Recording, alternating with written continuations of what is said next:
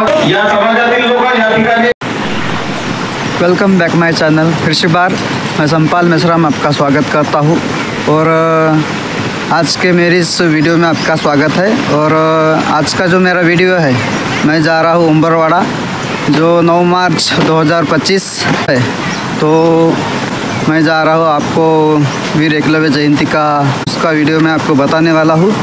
तो वीडियो में बने रहे। और जो लोग हमारे चैनल में नए लोग आते हैं वो हमारे चैनल को पहले तो सब्सक्राइब करें और बेल आइकन के बटन को दबाकर प्रेस करें, ताकि हमारा अगला जो कोई वीडियो आता है उसका नोटिफिकेशन आपके पास में जल्दी से पहुँचे। तो चलिए वीडियो को स्टार्ट करते हैं। तुमसरमध्ये कामाला जाणे, त्यानंतर इथं नदी लागून आहे, रेतीचं काम करणे, आज कामाला गेला का सायंकाळी मजुरी। आणि आपण 10वी आणि त्याच्या खालीच थांबतो, म्हणून आपल्या लोकांमध्ये विचार करण्याचा जो बळ आहे, शक्ती आहे, क्षमता आहे, कार्यालयीन जे कामकाज आपण करतो, जे फॉर्म भरतो, दुसऱ्यावर अवलंबून राहावं लागते। आपल्याला दुसऱ्याच्याकडून फॉर्म भरून घ्यावं लागते, कॉम्प्युटरवाल्याकडून फॉर्म भरून घ्यावं लागते, याच्याकडून फॉर्म भरायला जावं लागते। आपण स्वतः काहीच करू शकत नाही। आता मी भंडारामध्ये काम करतो जिल्ह्याच्या स्तरावर। हे तुमचे ढिवर समाजाचे लोक माझ्याकडे 7ही तालुक्यातून येतात। मिलिटरी ट्रेनिंग शिकायची असेल तर त्याच्यासाठी मुंबई पुण्यासारख्या ठिकाणी आपल्या इच्छा पोराचा नंबर लागते। त्याला राहण्या खाण्याचा खर्च साठी 10,000 रुपये महिन्याचे भेटते। हे सर्व सोयी आहे, परंतु शिकल तेव्हा। एकदा जोरदार टाळ्या होत्या।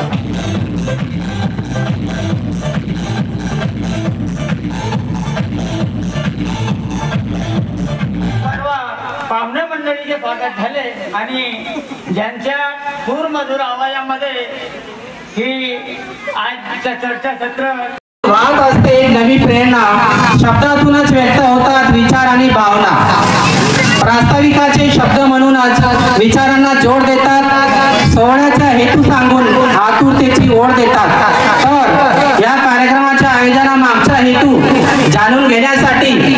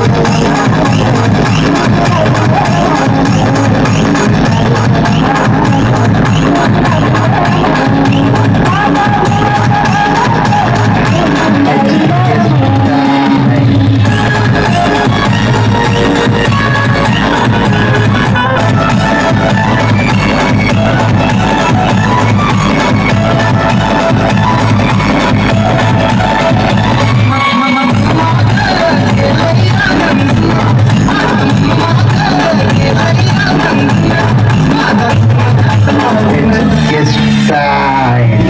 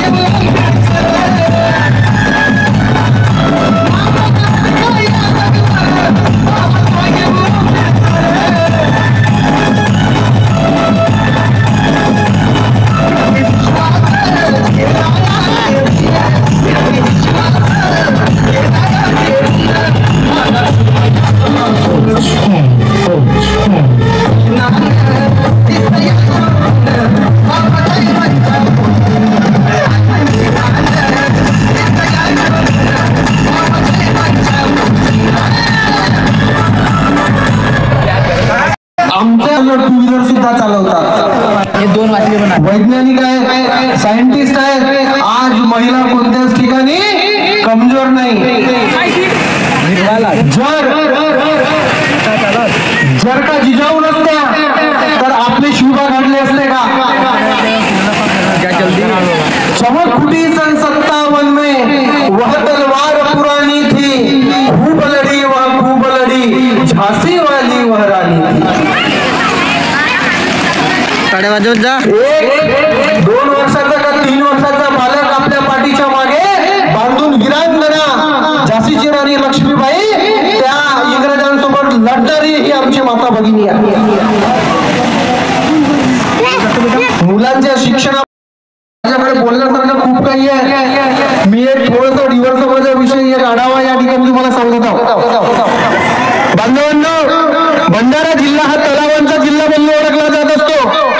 आज आपल्या भंडारा जिल्ह्यामध्ये 3648 एकूण तलावांची संख्या आहे आणि तुमच्या या तुमसर तालुक्यामध्ये 22 तलावांची संख्या, 22 सोसायट्यांची संपूर्ण ही जी संख्या या ठिकाणी पाहायला मिळते.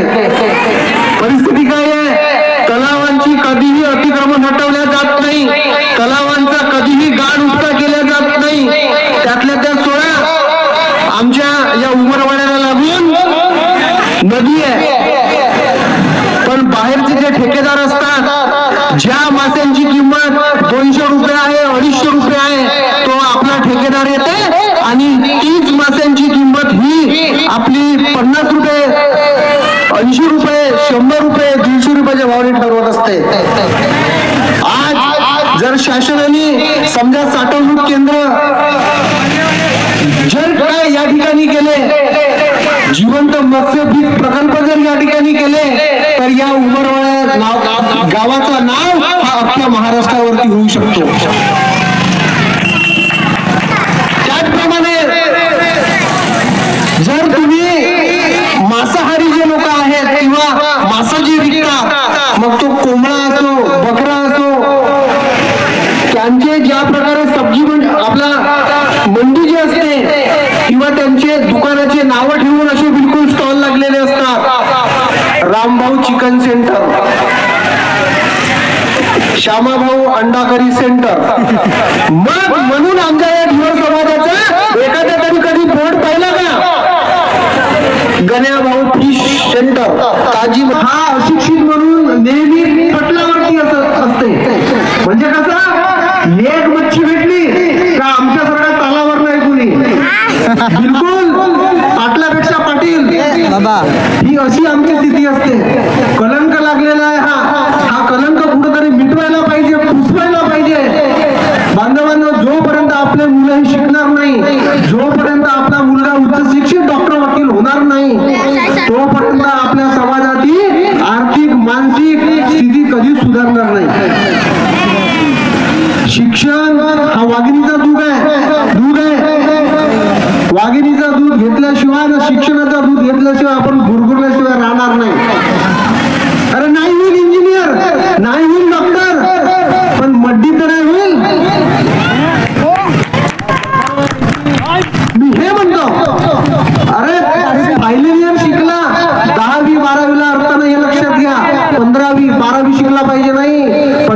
शिकला पाहिजे. आता ग्रॅज्युएशन तरी अत्यंत आवश्यक आहे. नाही होईल डॉक्टर, नाही होईल इंजिनियर, एक साधा चांगला सज्जन माणूस समाजात वावरेल एवढी कॅपॅसिटी आपल्याला त्या मुलाची आहे.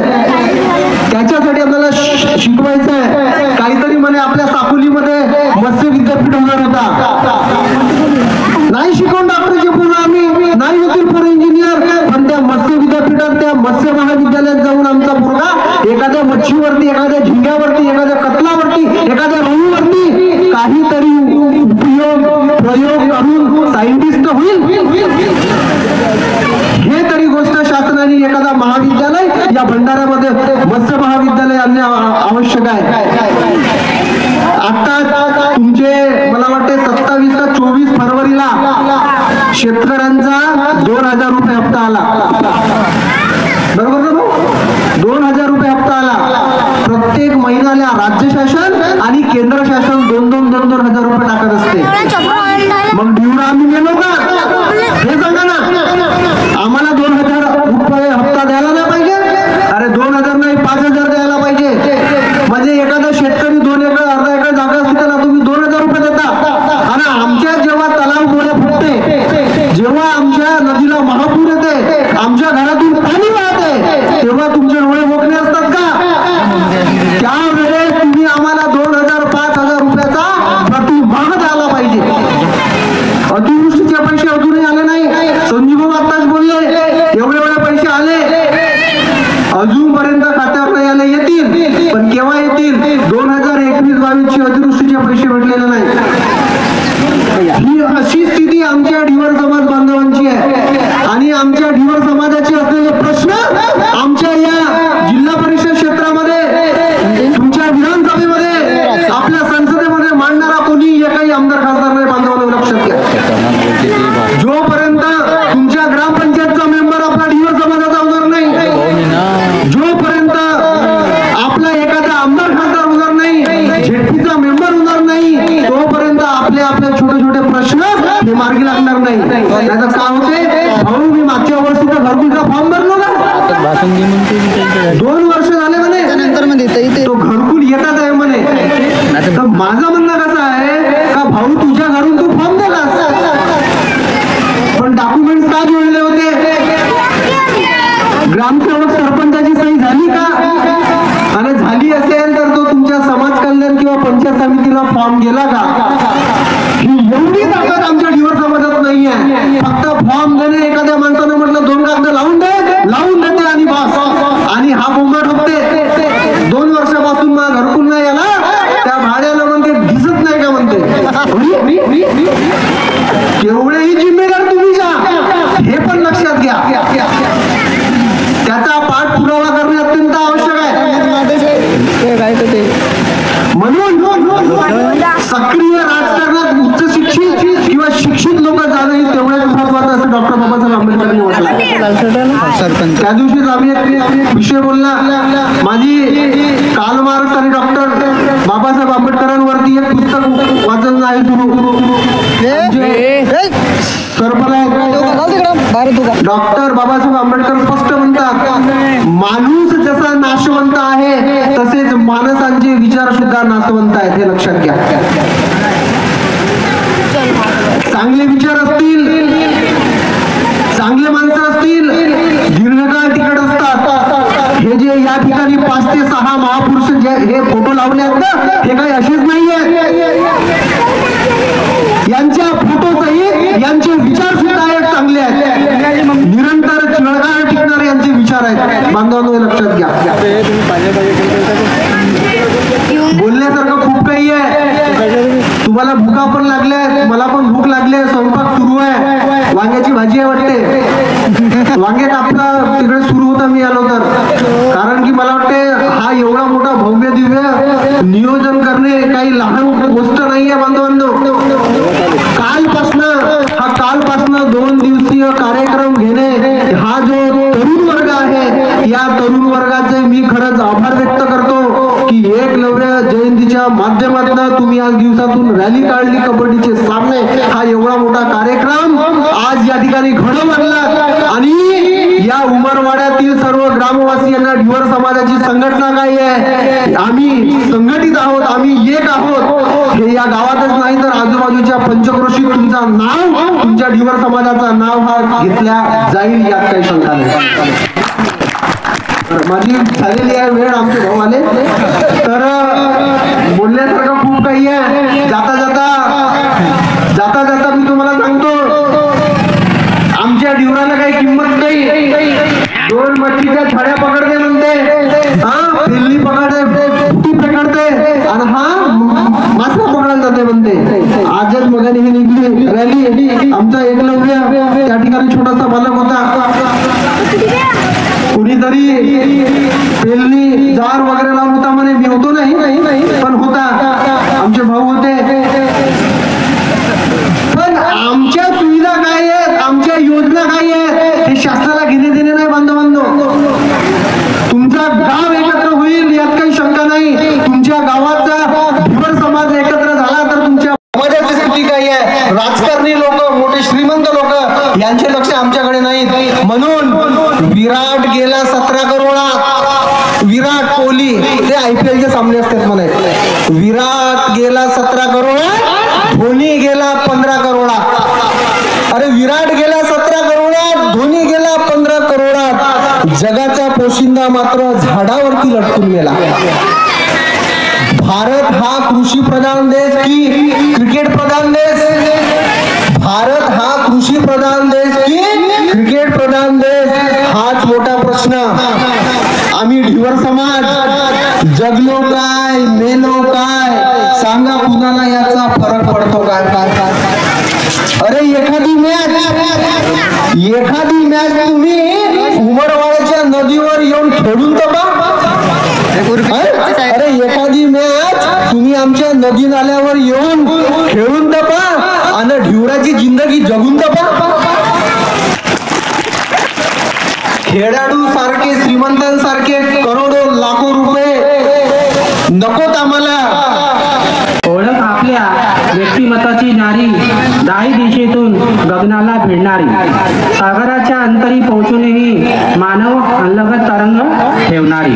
धन्यवाद. सुंदर है म्हणून आज हम ढिंबर के बच्चे हैं, हमेशा खाते की मच्छी. हम ढिंबर के बच्चे हैं, हमेशा खाते हैं मछली. अरे हम किसी से कभी झूठ में बोलते, अरे बातें करते हैं सच्ची. असा संघटना हर गावामध्ये झाली तर आपल्या समाजाला कुणाच्या त्रास नाही. कि किसकी ताकत नहीं है एकलव्य से टकराना, किसकी ताकत नहीं है एकलव्य से टकराना, और किसकी गुरु की औकात नहीं हमारा जवाब दे देना. कोई कितनी भी चाल चले हम तो उसकी चलने देंगे, कोई कितनी भी चाल चलेगी हम उसकी चलने देंगे और पकड़ लेंगे अपने कैंची में, कभी हिलने नहीं देंगे.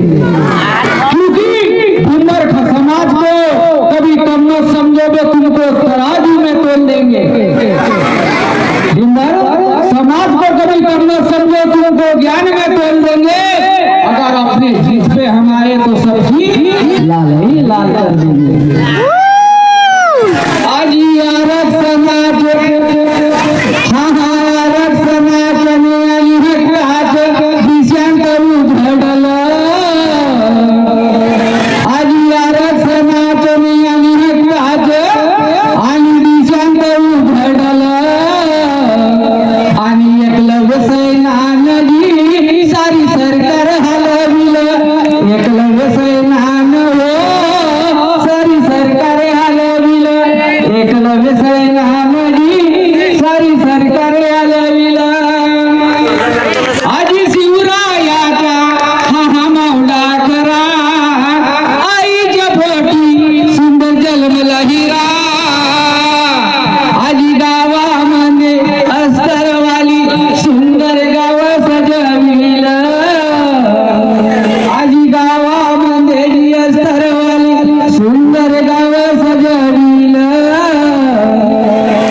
एकलव्य सैनान हो सारी सरकार हलविलं एकलव्य सैनानजी सारी सरकार हलविलं आणि या सैन्याला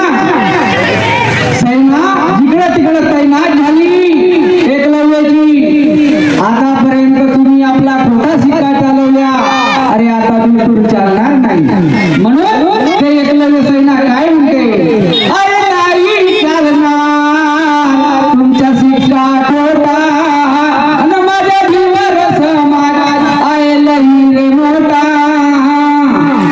अरे बसलेल्या ह्या शांत वाघाचे हो